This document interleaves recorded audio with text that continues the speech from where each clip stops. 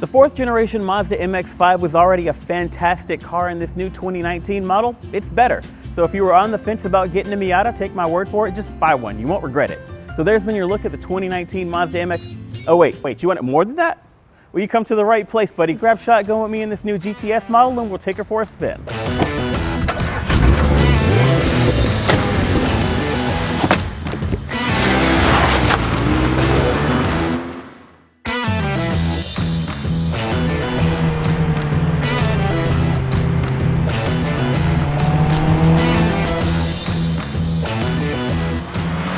Let me get this up so we can talk. The thing is that compact, affordable, fun little sports cars like this are my jam.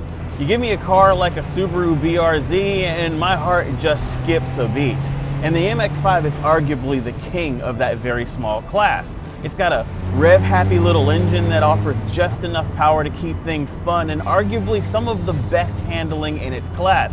Heck, I'd put this thing up against cars that cost twice, maybe 4 times as much.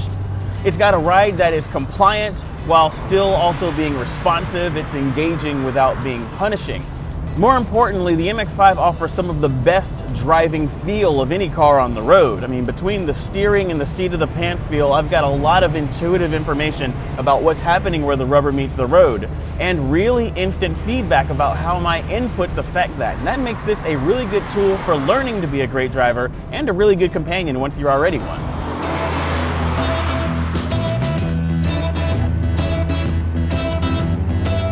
Whether you're just a casual enthusiast who wants to enjoy a blast on your favorite back road, a seasoned track veteran who wants something to modify, or just one of the 40% of MX-5 drivers who pick the automatic transmission, there's something here for everyone at every driving skill.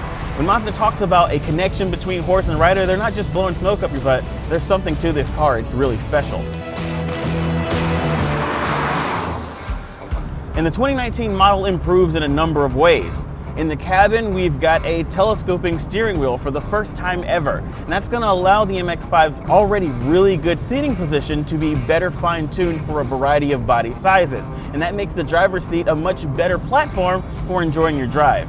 We've also got a standard rear view camera for 2019. The video quality on the camera is not super great, but realistically you don't need a backup camera on a car of this size, though it does kind of come in handy on the RF model when the hardtop's in the way.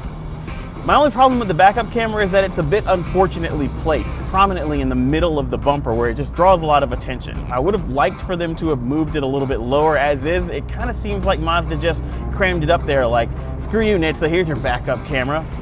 Another change for 2019 is this new GTS model we're in, and it basically takes a lot of the handling upgrades from the Club model and brings them up to the fully loaded Grand Touring. And that basically means we've got a strut tower bar up front, Bilstein suspension all around, and a limited slip at the rear. That last bit really helps handling. Of course, if you get an automatic model, you have to forego the suspension because automatic drivers are a little bit more relaxed. Now, speaking of performance upgrades, the big upgrade for 2019 is the power improvement from the 2-liter engine. Now we've got 181 horsepower, that's 26 more than before, and 151 pound-feet of torque. That's just a gain of 3.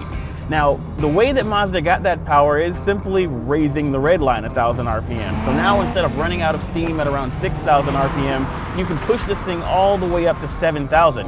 And that basically makes the car feel a lot more frenetic and a lot more animated when you're really pushing it through a dynamic driving situation.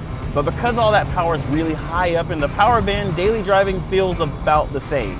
Sure, there's a little torque bump down at around 1,500 RPM that makes the car a little bit easier to drive around town, but most of the time, the 80% of the time where you're just driving the car around, it just feels about the same as before.